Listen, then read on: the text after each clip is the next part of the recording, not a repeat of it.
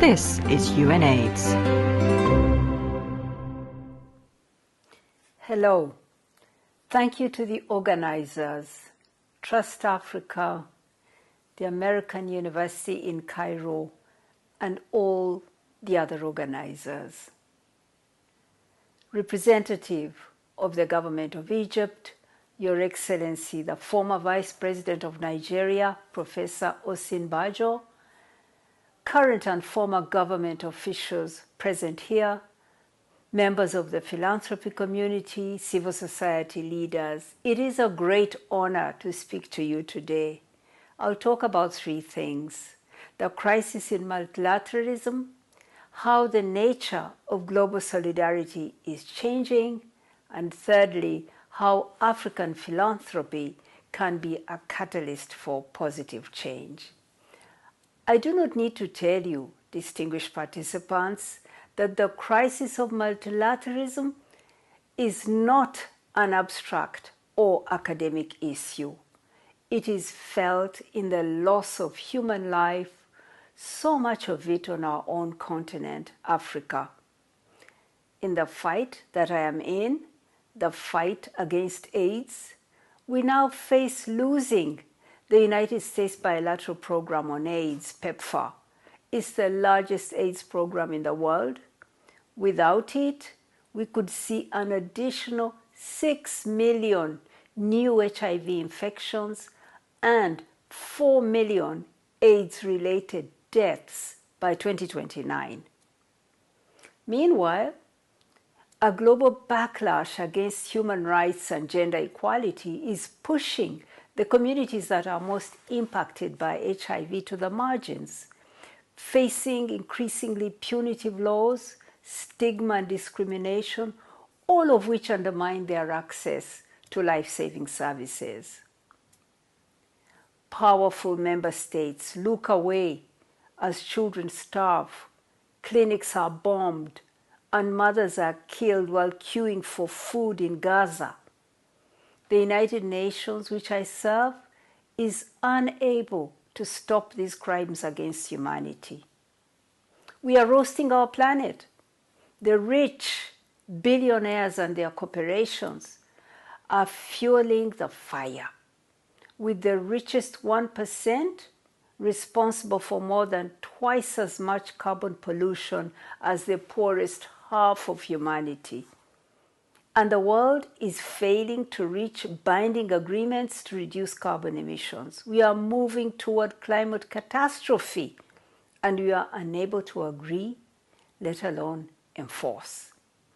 But you're not just here to diagnose the problem. You're here to ask urgent questions about justice, power, and the future of global collaboration, multilateralism. Indeed, you're here to ask, is multilateralism still fit for purpose? And if not, what can the global South, especially Africa, do to reshape it? In my view, multilateralism is not dead, but it is broken. And those who feel the cracks most acutely are best positioned to lead its repair. Africa must lead the charge, not only because it is the weakest link in the multilateral system, but because solidarity is at the core of who we are. Solidarity is not new to us. Ubuntu underpins our societies, from the grandmothers raising orphaned children to the youth movements. I see crowdsourcing funds for legal bail of activists, to the emerging African philanthropic and regional institutions. Ubuntu. I am because you are. This is a concept at the heart of African cultures. Distinguished participants, the nature of global solidarity is changing. Across Africa, Asia, and Latin America, we are seeing stronger and new efforts at regional cooperation. For example, the role of Africa CDC during the COVID-19 pandemic was nothing short of inspirational. We see this also in the ambitious effort to build the African Continental Free Trade Area. We see Africa taking the lead in forums long monopolized by the Global North, with South Africa's presidency of the G20 and the African Union taking up its permanent seat at the G20 table. But more than that, we are seeing Global South nations offer breakthroughs, from green industrial policy to gender equality, on their own terms. This is about rewriting the rules of engagement based on mutual benefit, respect, and reciprocity. Middle-income countries are stepping up bilateral South-South cooperation, which is very welcome. This often comes in different forms than the traditional Western aid model. The rise of the Global South is not anti-West, it is pro-autonomy. And yet, here I must offer a word of caution. Different doesn't always mean better. If it is underpinned by the same extractive, exploitative business model as the old system, if these new forms of collaboration do not advance human rights and social justice, then they will not deliver. We must not simply repair what is broken to go back to what we had before. We must imagine anew. In this crisis, we must seize our own sovereignty. And I can't help but see every African's role in this effort. That includes you who are the fore of innovation and social and economic transformation, our African philanthropic institutions. Philanthropy, in my view, is the catalyst that can propel us toward a sustainable global human economy and a rules-based world where everyone can live in dignity and in peace. Global problems need global solutions, from extreme inequality, climate crisis, conflict, and humanitarian crisis to choking debt and crumbling public services. You, as thinkers, as innovators, as philanthropists, you have a role to play in building a more just and inclusive multilateralism, through which we can tackle these urgent global challenges. So much is at stake for Africa.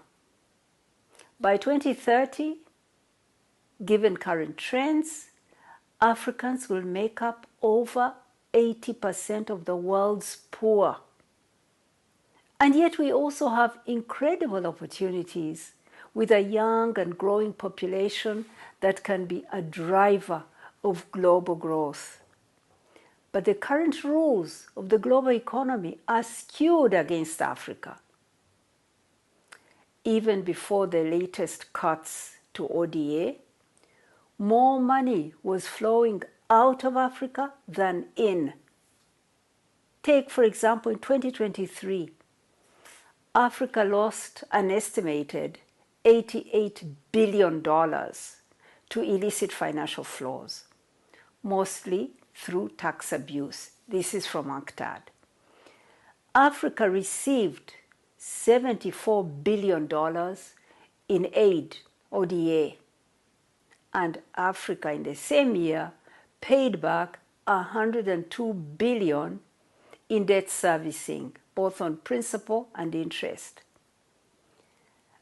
Do the math. You will see that for every $1 that Africa received, $2 were flowing out, a perverse flow. Meanwhile, 2 in 3 African countries are spending more on debt repayments than on health care of their people. Clearly, African leaders, including you in philanthropy, must be front and center in the struggle to unrig the global economy. This is a struggle in which you have a vital role to play as philanthropists, supporting Africa to create, to advocate for new rules in order to unlock the resources that we need for our own development. Now let me conclude by proposing global public investment. This is an idea that has been around for some time, but whose moment, I believe, has come. It offers a way to move from an outdated, paternalistic, and ineffective aid paradigm to a new model of global collaboration and collective responsibility. A model where all countries contribute according to their ability, not these outdated classifications, where all countries benefit with investments in shared global goods and needs, where all countries decide through transparent, inclusive, democratic governance. This model would shift us from an ineffective and unequal dynamic of aid to a more equitable system where everyone contributes and everyone has a stake. It is a reflection of Ubuntu, and I urge you as philanthropists, as governments, as activists, to start the work of building it. We are watching the old system of global cooperation collapse all around us. Something new must take its place.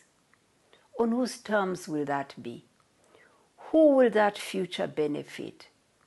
As Africa, we must not wait to be included.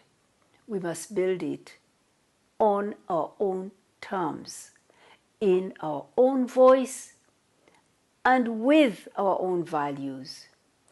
You, the distinguished people gathered at this conference, you have the experience, you have the understanding, and you have the answers. Now we must get to work. Thank you so much.